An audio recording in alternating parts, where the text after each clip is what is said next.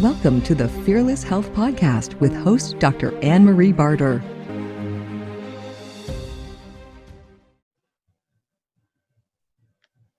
Thank you so much for joining me today, Dr. Anderson. Nice to be here. Awesome. So tell me how you got into everything that you're doing now. What led you down the path to become a doctor?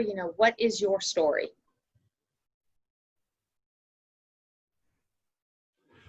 Well, right now I'm a dermatologist and I do mostly cancer surgeries. So I mostly remove cancers off of people's faces and then do reconstruction afterwards so that they're not left with a huge scar. Prior to this, I was a military doctor. I was the first reconnaissance battalion surgeon for the Marine Corps. And I did 2 combat tours to Fallujah, Iraq. And it's funny because when I was in Fallujah, I looked at dermatologists as pimple poppers, as, not even really doctors. And it's somewhere in the end of my second combat tour, I wanted to completely quit medicine and become a chef. I had seen so much death and dying and war and horribleness that I was going to just can all of medicine. Yeah, but I had dated a girl who was a dermatologist and she loved her life. So I thought, I'll keep trying the medicine thing and I'll apply, never thinking I'd get in because it's so competitive. And they let me in, and it turns out this is where I need to be. Right now, I'm kind of in this weird transition of still practicing medicine, full-time clinic, all that sort of thing. But I'm really trying to get into the space of empowering people to take care of themselves so they never need doctors in the first place, and trying to help doctors with all the burnout that is plaguing our profession right now, especially with COVID going on and all of that right now. I think that the 50% burnout numbers that physicians experience skyrocket. I think those are going to be matched by the non-healthcare provider population from what's going through. And so I'm really trying to transition my life from cutting cancers out to trying to help people never need doctors in the first place. And that's really powerful. That's a really powerful message to do that. I mean, because at the end of the day, doctor really means to teach, right? And so how are you empowering people to not need your services or to not need your help? What message are you trying to get out there? I guess I'm trying to get out that we're all human, and that there's 2 sides of that coin. One side of that coin is that we need help and we need to get help when needed. And the other side of the coin is that we're in charge of our own destiny. So if you right now look at the US healthcare system, between 50 and 85% of all dollars that are spent on healthcare in this country never needed to be spent if people actually took care of themselves. A proper diet, proper exercise, mind, body, spirit health.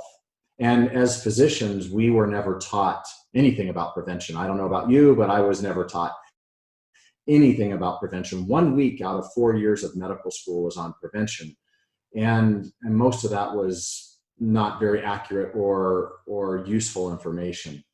So physicians, we deal a lot with death and we deal a lot with disease. Instead of dealing with day one of life, throughout life, educating people on what they can do so they never need doctors. See, we have this philosophy that we can be 300 pounds overweight and drink a bottle of vodka a day and smoke 3 packs of cigarettes a day.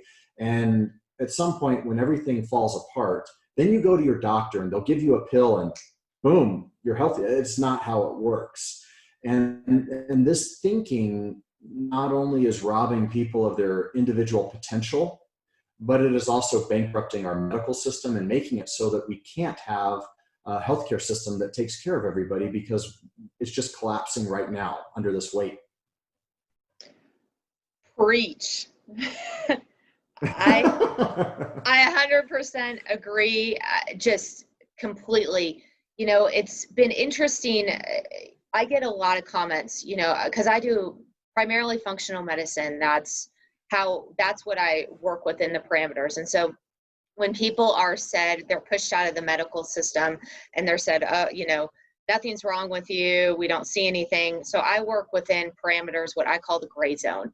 and we get people's lifestyle kind of back up and running, make the dietary changes, get them on an exercise protocol. We do supplements based on like what we see with lab ranges that they just need to be on a short period of time. And then we move off of that, nutrition deficiencies, environmental exposure, before it gets to a place where somebody sees somebody like you, right? Or these people have been pushed out. And the common feedback I get was, why didn't my MD know this? And what I generally say, because I feel that this is the truth, is, you guys are taught to treat in a black zone. Okay. We have an emergency. We have to go, triage. I think medical emergency room doctors are incredible at what they do. I mean, they blow me away. It blows my mind. So, but I think what is happening is, obviously you guys weren't trained to look at that.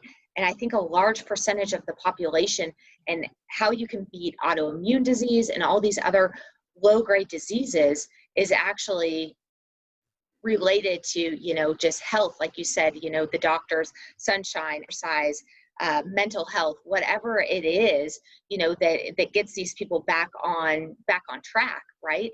And diet is critical, and sleep is something that's so overlooked. So, but I 100% agree with you. And it sounds to me like more and more MDs are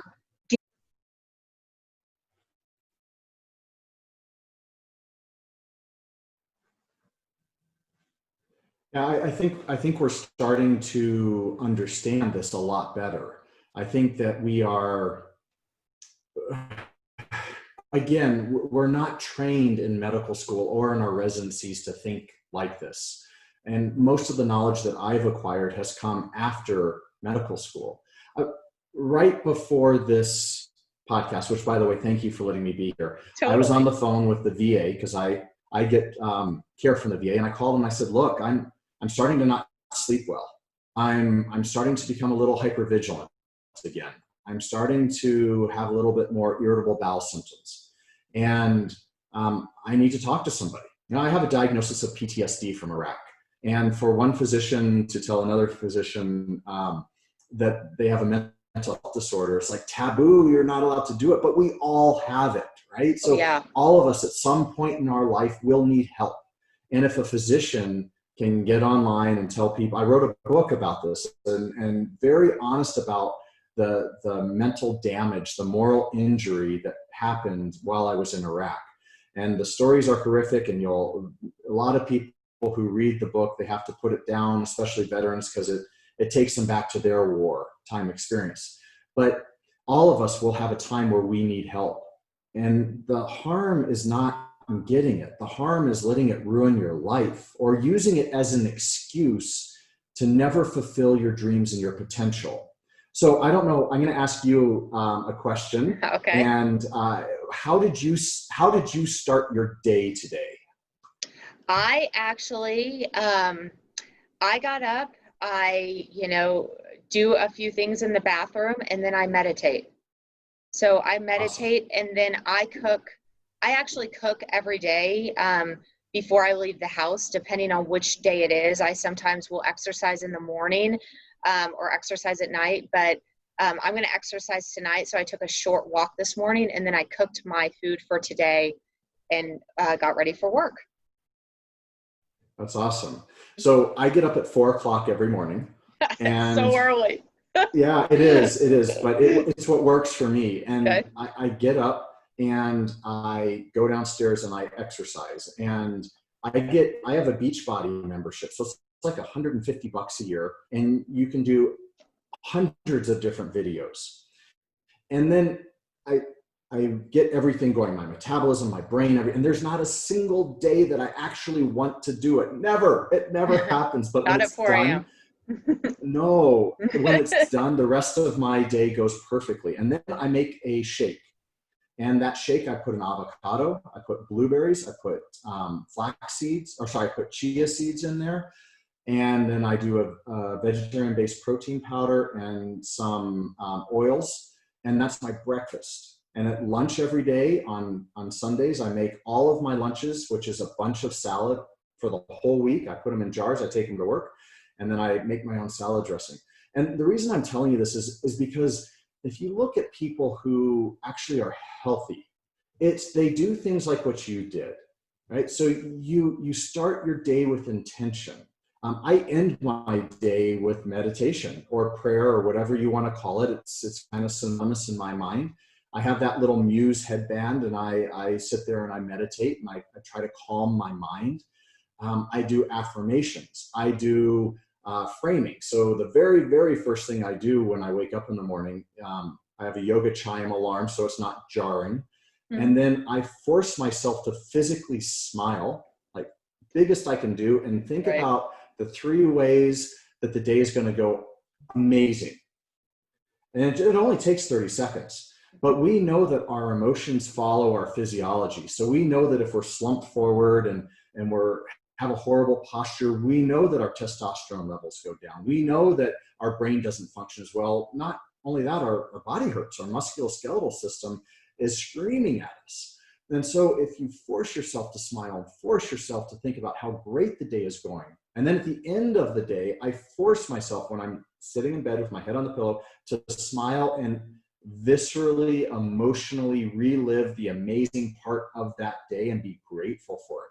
You know, they've done studies where just sitting there and making yourself feel the gratitude every day before you go to sleep, it actually lowers your depression more than the antidepressants ever will, more than any pill you can ever take. All it takes is you saying, I am in control of my mind, which means I'm in control of my body and my spirit, and then living the life you want. But so many people, especially during COVID, so many people are sitting at home, eating the processed foods, not exercising, drinking too much alcohol. And let's dive into that for a second, because I think you're going to be giving me the hunger. Yeah. So they did a study last year that if you consume 4 or more ultra processed foods a day, your chance of dying from all causes goes up 62%. Now, ultra processed foods are French fries, pizza, crackers, you know, these sorts of things. The standard American diet is nothing but ultra processed. So we've got people at home, COVID, and they're just going for the Doritos. That I don't even think you can call that food. Now, listen, I love them. They're great. I have them the 4th of July. That's it. But you can't call them food. They are scientifically engineered to be as biologically and physiologically and psychologically addictive as possible while offering no. In fact, they even put chemicals in there to trick your brain into saying you're not full so that you eat the whole bag. Okay, so people are at home. And then people are at home and they're not exercising. And then people are at home and they're drinking too much. Well, alcohol depletes your zinc. And we know that zinc is one of the most important things to fight viruses. So we know that COVID preys off of the weak, preys off of disease. And so we're doing ultra processed foods, increasing the inflammation in our bodies and our blood pressures and making it so that the inflammatory cascade is completely messing with our mental state. And it costs more money than fresh fruits and veggies. We're not exercising, so our bodies can't handle the oxygen loads. Our blood vessels, our brain, nothing is working optimally. And then we're drinking or doing pot too much or at all, and that's depleting our body's ability to fight. So instead of people saying, oh my gosh, COVID is something that I can control to a large extent by being as healthy as possible, they're just watching endless news, getting fear-based, and continuing on a bunch of habits that aren't healthy. And it all comes down to this. Look, if you haven't taken advantage of this time of being at home, you need to ask yourself what mental health disorder you are struggling with. What addictions are you falling on, instead of take a good hard look in the mirror and saying, why do I consume too much alcohol? Why am I 300 pounds overweight? You're not stuck in traffic anymore. You're not working too much. The only thing holding you back is your mental illness. Because who doesn't want to live optimally, function optimally, feel great, look great? And if you're not doing it, you really need to look into your mental health. Now, I'm a doctor. I just told you I have my own mental health issues from Iraq, and I work through them every day. There's no shame in having some stuff that we need to work through. Again, the shame is allowing that to ruin the rest of your life. thank you for being so honest about what you have been through and just being able to be so open about that, because that's huge. And people really need to hear that, because working on mental health is critical for just being completely happy. And we all need to work on that. And there's absolutely no shame in that. And I think when it really comes down to it, I think many more people than think that they have been through PTSD actually have. You know, you said a couple really amazing things, I think, in what you just discussed. And you dabbled on this just a little bit, but when you're talking about processed foods, you said that, you know, they are made more addictive, right? And so people don't realize, I always quote the Guns N' Roses song. I don't know which one it is, but it says, I used to do a little, but the little wouldn't do it, so the little got more and more. So the song is clearly about drug addiction, but I actually use that to describe dopamine in rats, you know, when they are over consuming sugar. And so each day the sugar solution gets more and more. I think back in 1998, Nestle did a study and they realized that there was 11,000 new processed foods hitting the shelf every single year in 1998 prior. So there are not that many more foods coming on the market, right? And so we have really bastardized nature. And I run organic acids tests, just to 100% back up your point, which checks your neurotransmitter levels, and then the pathways that actually make neurotransmitters.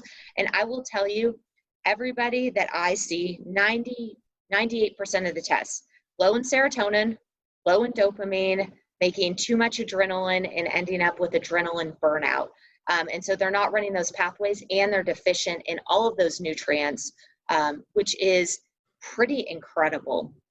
So, I mean, I think your point, way too much processed foods, you know, every time your blood sugar goes up a point, you're at a higher risk for cardiovascular disease, just like you pointed out, huge more risk factors in disease.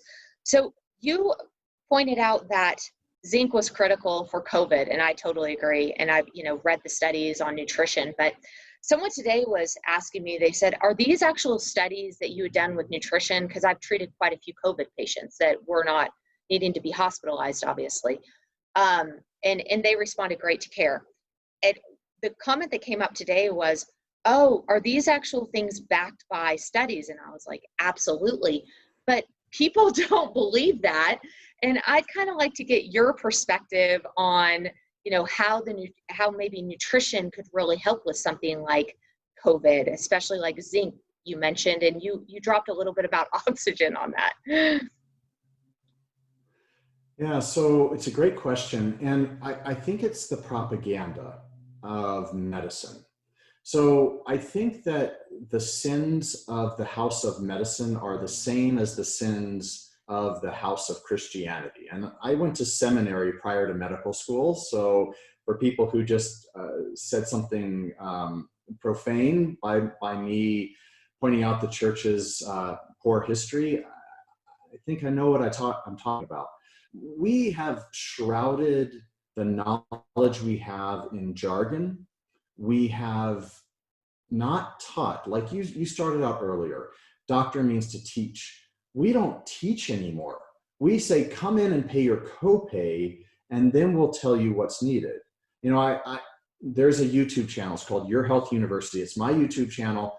And if you have any sort of dermatology issue, I've done a video on it. And I don't get paid for any of this, but I want people to go there and say, oh, I have dry skin, and know what I recommend and try it, so that 99 times out of 100, they don't need to come see me and pay money. But that's not. See, medicine operates out of scarcity, not out of abundance in this country. Mm-hmm. We are just trying to get more and more people to come in. And so what we're telling everybody is, when they come in, and I talk about it in my book, because I had this patient who came in and he lost like 25, 30 pounds. He looked amazing. I hadn't seen him in a year, but I walked in the room, and I know, Dr. Barter, that you know exactly what I'm talking about, but their skin looks different. I don't know what an aura really looks like, but something is so different that you instantly know that everything has changed about this person. And I said, wow, what have you done? He goes, Doc, I watched what I ate and I exercised and I dropped 30 pounds. I said, why'd you do it? He said, because I was diabetic. and I had high cholesterol. And the doctor wanted to just give me a pill. And I said, well, hold on. What can I do so I don't have to be on meds? And he said, well, diet and exercise. And he said, done. He lost the 20, 30 pounds, whatever it was, and no longer has high cholesterol, no longer has diabetes. By the way, his marriage actually started to become fulfilled again. He started to have a sex life again. He started to enjoy life again. And you could walk in the room, and the year prior, he was the type of person that you might have just simply not noticed. But this year, he was the type of person you wanted to sit down and know everything about. Everything has changed. I don't fault the other doctor for just wanting to give him pills, because almost all Americans, they just want the easy answer. And the easy answer is hardly ever the sustainable answer. I was on the phone with the VA, and the doctor was very nice to me, and they're doing phone visits, and he said, well, Reagan, your dreams are starting to get bad again from Iraq. Why don't I give you a new alpha agonist, and prazosin? It's supposed to really help people with PTSD and dreams. And I said, look, that will be the last resort, but I need to talk to a counselor. I need to get whatever's out, because for 10 years, I've had this completely locked down. And for the last month, for some reason, it's not. So something is in. I don't want to just bury it with a pill. I want to get through it. And he was shocked. He was shocked that somebody wanted to actually do the hard work so that it was easy for the rest of their life. And in medicine, we perpetuate this. You know this as well as I do, that if a patient comes into my office and I can treat them with carrots and spinach and blueberries and polyphenols and stuff like this, I don't get paid as much for that visit as if I write them a prescription. It's called medical decision making. And the lobbyists for the pharmaceutical industry were very good and very clever to give doctors more money when we write prescriptions. And so you're asking why? Why are there studies? Absolutely. There's studies from here to the moon. I created a supplement to help people get healthy skin. But the industry doesn't really want to accept that, because it is so profitable to cut cancers off of people, right? And to treat their acne with a vitamin A cream that's $300 that could be $10. Right? So our whole system is set up for profits, not for empowering people. And we have all the ridiculous jargon. So it makes it seem like you and I have some divine knowledge written on a stone that only it's not there. We all know the lessons. And if you don't know the lessons, talk to your grandparents. They know the lessons. Elbows off the table, sit up straight, eat your fruits and veggies, and get outside and play. There's nothing new under the sun. It's just we want to give all of the power to the doctor so that we don't have to take personal responsibility, because if we don't take personal responsibility, it's always somebody else's fault. And I don't care about heart disease, lung disease. I don't care about any of it. And I don't think most people care about it either. I care about living my optimal life. You tell somebody, hey, you're not going to be able to have sex with your partner. You're not going to be able to enjoy life. You're going to be in chronic pain for the rest of your life. I think that's a lot more real than, hey, your heart could be in trouble, because we can't see it. We can't feel it. And I think that people just keep pushing things aside and abdicating their personal responsibility, and it needs to stop. Yeah, I spoke to interviewed a cardiologist on the podcast, and he said, basically, if you tell somebody about their heart, they literally don't care, just reaffirming what you said. But if you tell them something about erectile dysfunction, which we know is an early sign of cardiovascular disease, or if you talk to them about memory loss, then suddenly they're motivated to do the work. But he says the same thing, like, really, you have to take responsibility and, take care of your doctors that are, outside, exercise, make sure that your personal life is in line, eat well, all the things, that are really important. So you being a dermatologist, acne is a really common complaint. And as we're talking about health, I think health is a loose term. And especially during this COVID bit, I've heard people say, well, this person was perfectly healthy and they're in the hospital on a ventilator with COVID. And to me, my first thought is, what's your definition of health? What does that mean? Like, does that mean that they're not on any medications? Do you know what their blood sugar is? What does their nutritional health look like? What's their diet look like? Like, I don't have enough facts to say, XYZ is healthy. But what's your opinion on, for example, some of these skin conditions and overall health? Like, what's your comment on that? So when I was in Iraq, I did something, they were called psych rounds, but of course the Marines didn't know they were psych rounds. And I would go around, sometimes I was on a different mission than them and vice versa, but everybody I would do the rounds, and I would look and I'd ask questions. So I'd look at their skin and see how much inflammation I could see in their skin. Now, this was before I was a dermatologist, and this was before I was even interested in being a dermatologist. But if they had a lot of inflammation, I knew that something was happening back home.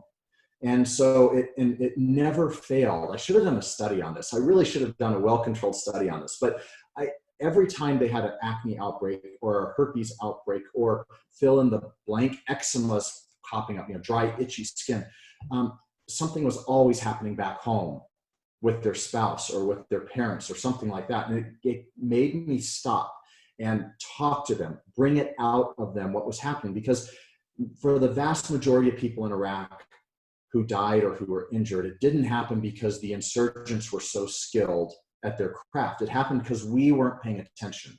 We started to get complacent because we weren't taking care of our mind, or we were so worried about something at home that we couldn't pay attention to the threats.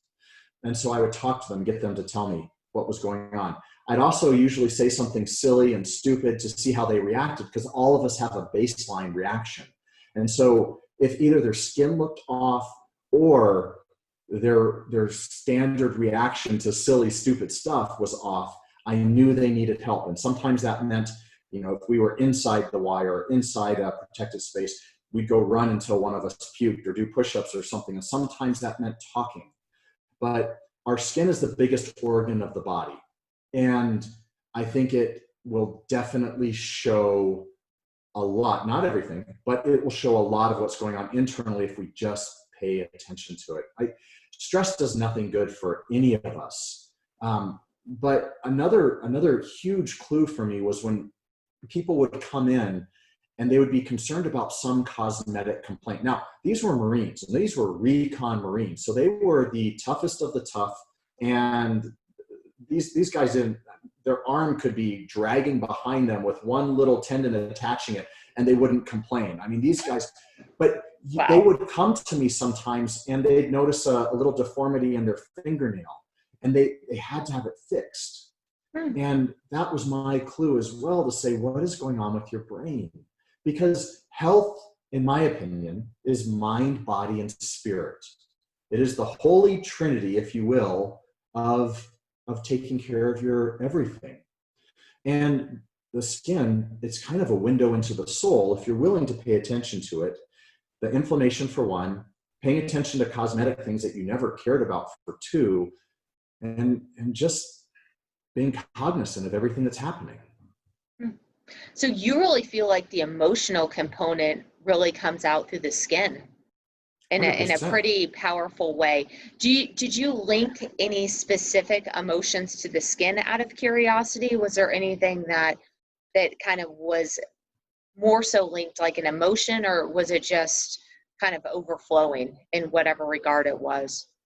Yeah, overflowing in the negative. So worry, anxiety, stress, those sorts of things, it really increases the inflammation in your body. And it can be seen, like all of us have had instances where we're embarrassed, right? And we flush. I mean, it's not rocket science. And I think that if we pay attention, not just to our skin, but how we react to the normal things.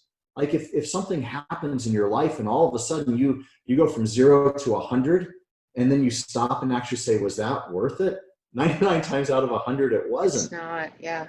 Yeah, and we put it on our spouse, or we put it on our work, or we put it on the government, or we put it on COVID. But really, the vast majority of the time, it's our interpretation. Nelson Mandela, an incredible man, was locked up in prison for 27 years, I think. And when he got out, somebody asked him, hey, aren't you mad that they took think it was 27, but don't quote me on it, 27 years of your life away. And he said, why would I be mad? It gave me 27 years to prepare to change the world. See, a lot of us think that we are victims to what happens to us, but unless you get hit by a truck, and very few things in life, how we respond to it is 100% within our control. And wherever our emotional home is, we will find a way to get there. So we've all had people in our lives, and sometimes even us, where a great day is happening and they find the one thing to nitpick. Oh, it's a beautiful day. Did you see the cloud outside? We've all had this. When 9/11 happened, if you can remember it, if you're old enough to remember it, I am, my emotional home was to help. I was in the military paid for my medical school. So I picked up the phone and I called my detailer, the person who assigns us places. And I said, look, you need to pull me out of medical school, whatever my country needs, I'm there. And a lot of other people called and said, there's no way you're pulling me out of medical school. Wow. A lot of people responded with trying to help others. Some people responded with fear, with anxiety, with fill in the blank. Wherever you responded to 9/11 and however you responded to COVID, that is where your emotional home is. Now you can change that to something of your choosing, but it's very instructive for all of us to say, how did I approach this? Did I approach it with empowerment and ate well and exercised and did all the things that I needed to make myself as strong as possible? Or did I circle the drain? Circle the drain. It's really true. And you see it all day long. As a functional medicine specialist, I bet the vast majority of your people are taking control of their destiny and saying, tell me what I need to do. I'm motivated. I don't want medicines. If I have to as a last resort, I will. But what can I do to prevent ever needing to see one of those bloody doctors again? That's pretty much what I see. Pretty much. And the people that don't have that mentality, so don't last long in my practice, because you have to do dietary changes. You have to be off of sugar. You have to do these things. You have to take personal responsibility, because, it's not a road where I just, here, take this and you're totally fine. We're walking together. I'm giving you some guidance, but you're doing it most of the work, with diet, with exercise, with working on your emotional health. It all plays in to one, having to do exercises that are specific maybe to a muscle weakness in your body. But most of the folks, again, that come to my practice have really been turned off by basic medicine, or don't want to be on those pharmaceuticals, or had such severe side effects from the pharmaceuticals. So I think that that's generally what I see in practice. Why do you feel like maybe some of the risks, with skin cancer have increased? So I think tanning beds are a huge part of it. And are those still happening? Do those still happen? Yeah. No, they don't. Oh, yeah. They're all over the place. And the tanning beds are still telling people that you get vitamin D from them. Well, first of all, it's the wrong wavelength of light. I mean, it gives 1% of what the sun would do. And all it does is give you cancer and make you look old before you need. But again, it comes back to the mental health thing. I think everybody listening to this says, yes, tanning bed's bad. And a lot of people listening to this still do them. And I think it might be a lot more instructive to ask yourself, why are you addicted to this? Because we know people who do tanning beds have higher rates of depression and bipolarity and all of those sorts of things. So they're trying to self-medicate with an addictive process. And it doesn't give you vitamin D. So I think tanning beds are huge, but again, I think it's because of undiagnosed and turning a blind eye to mental health issues. And it's mostly young women who do it. Who've bought into the body dysmorphic nonsense that are in all the magazines and all the, in my clinic, when we had magazines out, we never had the Cosmos, the Vogues, anything that had any sort of anorexic photoshopped woman in it. It was not allowed, because that's just not healthy. So tanning beds, I think we're living longer, so we're accumulating more UV damage over the years. I think when sunscreens initially came out, people thought that they could cheat the system and put the sunscreen on and then lay out in the sun for 8 hours a day and Oh, it was yeah. okay because they had sunscreen. Well, they just kept accumulating this damage. It was less, but it was damage. I think when sunscreens also initially came out, it didn't really block a lot of UVA. It was mostly UVB. And so they weren't getting the burn, but they were still getting a lot of the radiation. While we're on the topic of sunscreens, I've never been a fan of the chemical blockers because they change the energy of the sun coming into your body. And even before all this stuff with the barrier reef and all that nonsense came out, I still think a physical blocker like zinc is my favorite. Not the nano sized, it's too small, it'll get into your body and we don't know what will happen to your kidneys that are filtering it. The micronized is good, and they make some amazing formulations now that you'll want to wear and you won't look like white hawk face. So I would much rather have the sun reflected off than change the energy of it. And if a little bit of zinc absorbs, okay, fine. And I also think diet is playing a huge role. Now, I have no scientific background or evidence to say that's linking basal cell cancers or squamous cell cancers to diet, but it has to. It absolutely has to. Do you think there's any correlation, just in your opinion, between chemical exposure and skin cancer? Yeah, I don't know. I do know that I ask people to go to the environmental working group, so ewg.org. It is free, and you can look up anything that's in your medicine cabinet and see the junk that's in there. So like nail polish, let's say. Nail polish has, a lot of it has toluene in it, and toluene is a birth defect causing and cancer causing substance. And if you think about how horribly nasty nail polish smells, next time you do that, associate that with, if you're pregnant, you could be giving your child birth defects. And if you are not pregnant, you could be increasing your risk for cancer. And if you go to the environmentalworkinggroup.org and look at all the stuff that you apply to your skin, then you're going to be shocked. You know, I think that there are 1,100 chemical substances that are banned in the EU because of their cancer causing all that sort of stuff. And in America, I think there's less than 20. So because in America, it's about making corporations money. It is not, and about giving the people the cheapest product possible without looking at the long-term causes. So if I encourage people to do this, but I'm not sure that I've ever seen a study that proves that these chemicals in there increase the risk of basal or squamous cell cancer.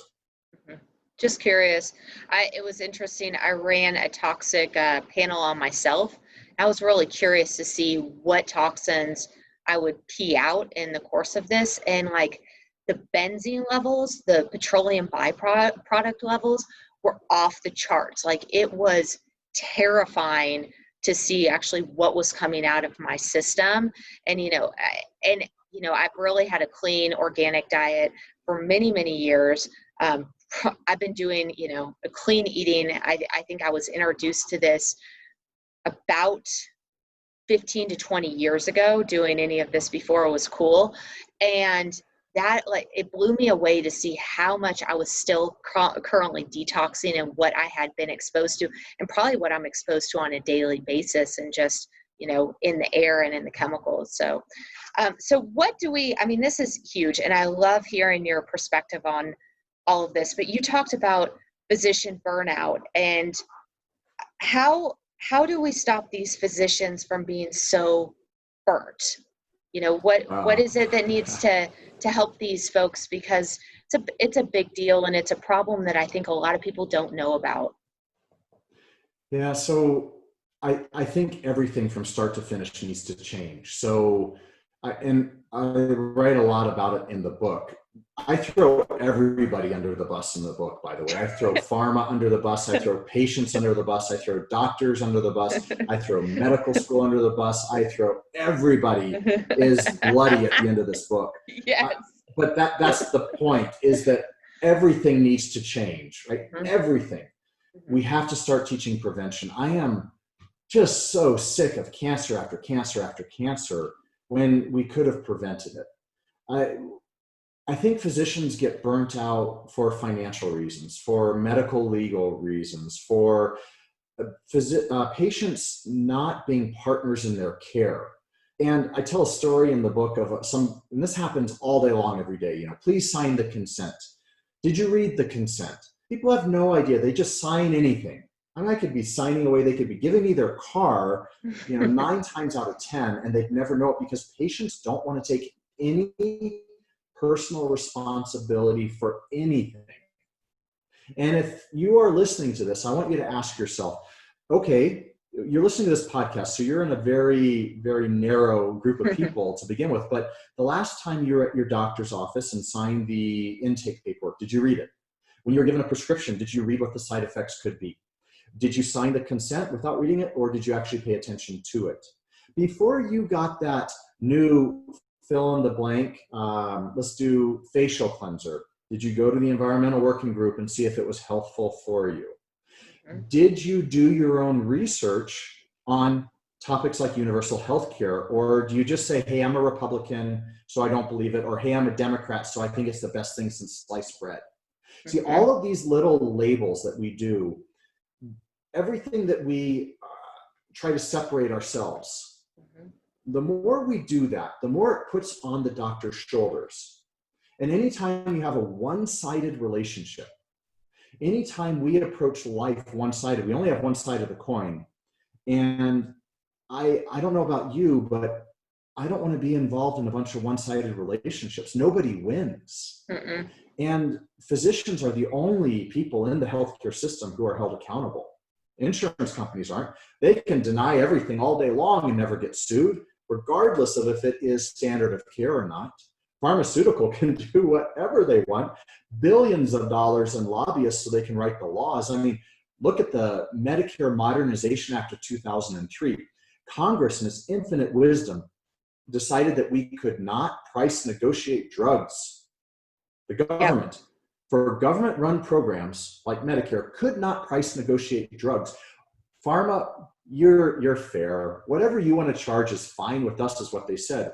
What? And then they come into the doctor and they say, I can't afford the meds you've given me. And the doctor says, I have nothing to do with it. You guys need to get educated. And then you need to vote your conscience so that Congress doesn't pass a stupid law so that they can get the money for their next election.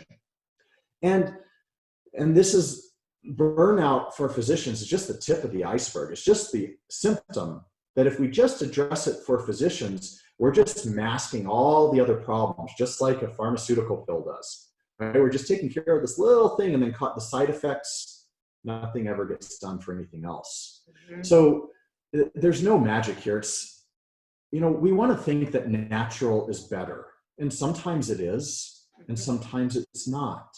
We want to think that the free market is better. And sometimes it is, but sometimes there's abuses. And I just think it's a bunch of one-sided relationships. I just wrote a chapter in a textbook on medical marijuana. So my section with another author was on dermatology. And people think, oh, let's just go get some CBD oil and some CBD infused lotion. It's fine, it's good, it's natural. Well, if you look into it, people who consume those have higher rates of mercury in their body and heavy metals because the marijuana plant is so good at taking out the heavy metals. They have higher incidences of pesticides and rodenticides and insecticides in their body because we're not regulating anything. And 30% of everything that you see over the counter that says there's no psychoactive substance in it, no THC, nothing that gets you high, 30% of the stuff that says there's nothing in it actually has enough psychoactive THC to get you stoned by putting it on your skin. And so another reason for physician burnout is that people, they like to get just a little bit educated, whatever backs up everything else, their preconceived notions, whether you're a Republican or Democrat. And because they're just putting that aside of their political party affiliation, that absolves them of any personal responsibility and thinking for themselves and researching it on their own. Wow. We need a system where everybody's accountable. Everybody has access to healthcare. We could change just one thing and have enough money to treat every citizen in this country, have zero copays and zero deductibles for everybody. And that one thing would be to have one set of rules so that when you had a knee replacement, you knew how much it costs. When you needed a pimple popped by your friendly local dermatologist, you knew how much that would cost. As it is right now, the insurance companies have thousands of different rules, and it's solely designed so that they can deny care. And because of that, we end up spending $2,551 per person in America to administer health care.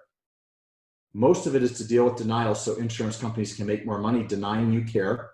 Whereas in Canada, they spend $551 per person per year. 1/3 of every dollar spent in America is designed to make insurance companies more money. And you talk about physician burnout, you're in our office, we have nothing to do with your insurance contract, but the only person you can talk to and yell at is the doctor. Good luck trying to get a hold of your insurance company and asking them to explain themselves. The only person you can yell at is your doctor. And so I've kind of given you a taste of everybody I've thrown under the bus, including starting off earlier of the 300-pound overweight, 3-pack a day, bottle of vodka a day person, from them all the way through to the administration, government, the doctors, everybody. Yeah. We need a complete overhaul. People have to take responsibility, and you can. It's so easy to just take care of yourself if you care enough about yourself and your loved ones to live up to your potential. Wow. You dropped a lot of bombs that I didn't even know in that. A lot of bombs. So we're outside of the insurance system, but I had no idea, number one, about the marijuana piece. I did not know how much mercury was in that. I did know about the pesticides. I had no idea about that, and that 30% of the THC could be absorbed through your skin, even if it wasn't.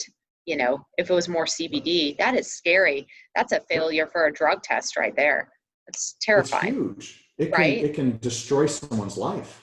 Totally. Yeah, absolutely. Wow. And I think, wow, just so much there. So the solution is ultimately to take responsibility and have universal health care and put some limits and put some leashes on the pharmaceutical companies and the insurance companies, is what I hear you saying. Absolutely. Everybody can still make money. We can actually, people think that universal healthcare means socialized medicine. It doesn't. Really, only Britain and the VA system in America is socialized. America ranks 37th in the world for healthcare. There are 36 countries that do it better than us, and they're all universal healthcare. And this is when you actually measure measurable outcomes, and they all do it for cheaper. So we don't necessarily have to do universal healthcare in this country. If we just had one set of rules and one set of prices, we could, do very well. I don't know how you do that in this country without a universal healthcare system. But even with universal healthcare, you look at France, private industry administers it. You pick which insurance you have.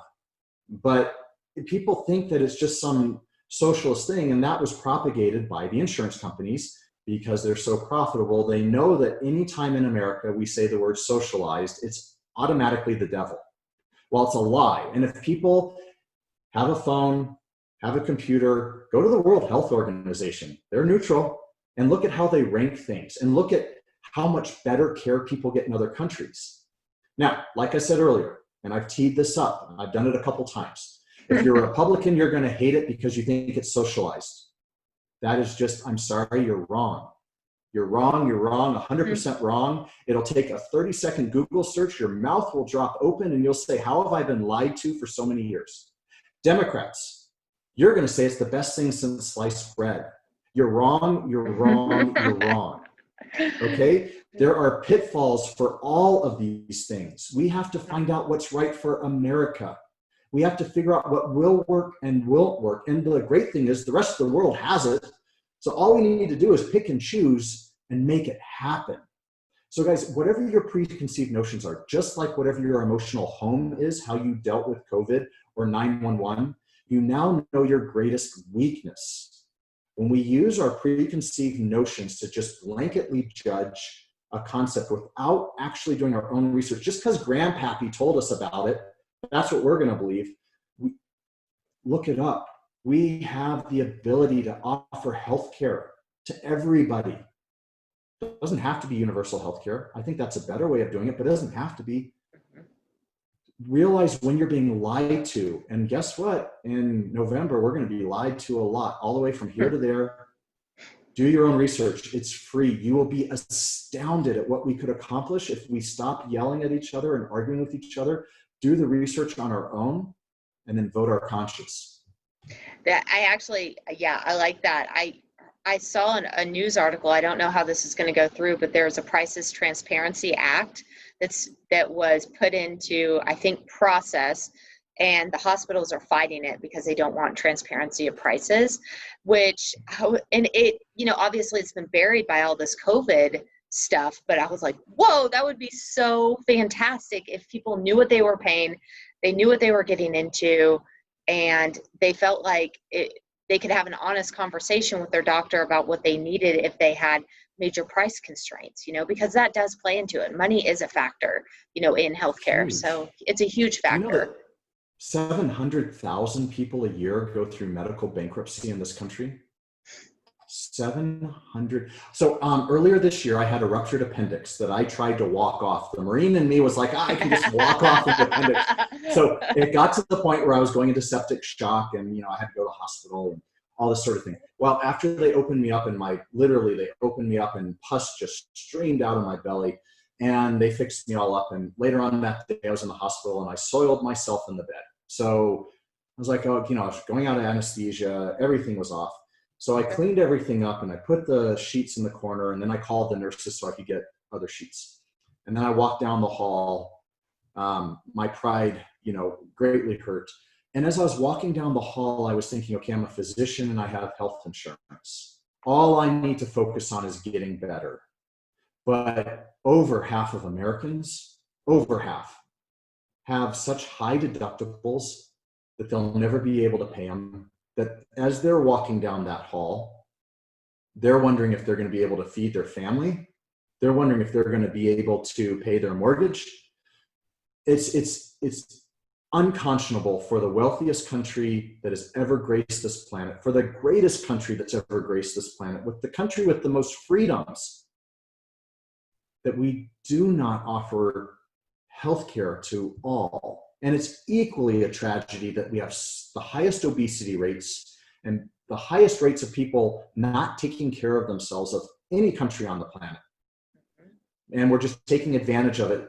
And by our selfishness, by us not taking care of ourselves, not only are we robbing ourselves of our potential and a pain-free, fruitful life that you can actually remember and enjoy, but we're also, because of our selfishness, not allowing enough money in the system to take care of the 5-year-old child who, no fault of their own, doesn't have health care because of the zip code they were born in. It is a tremendous tragedy. And we, if we care enough, can correct that. Do you know that the healthiest 50% of the population, which, by the way, a good portion of those are still overweight, but the healthiest 50% only consume 5% of all healthcare dollars in this country?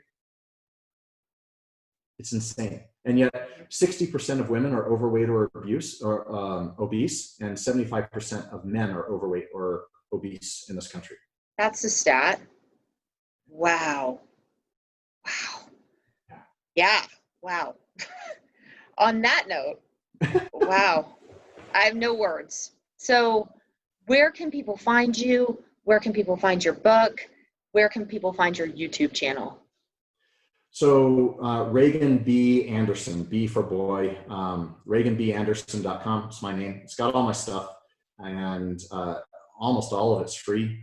So you can just see what it is. But more importantly than that, it's called google.com. Mm-hmm. Look up things for yourself. We're in the information age. Don't rely on social media. A simple Google search from trusted sources you can learn anything. And then the only question is, do you care enough to do anything about it? And trusted sources being like PubMed, National Yeah. Institute of Health, those places, because I don't think people know where to find that either. In your Yeah, like book, the CDC, World Health Organization, all of these places, Gundry, like there's a lot of doctors out there that offer free stuff, right? And a lot of free advice. a lot of free advice that's reputable. And your book, Universal Death Care? Yeah, it's called Universal Death Care, a solution for healthcare in the age of entitlement, because that's our age, unfortunately. And I think we all know that entitlement, it won't go anywhere good. Awesome. Well, thank you so much for being here today. Really appreciate it. This has been such an interesting conversation. Thank you for your time. To your health. To your health.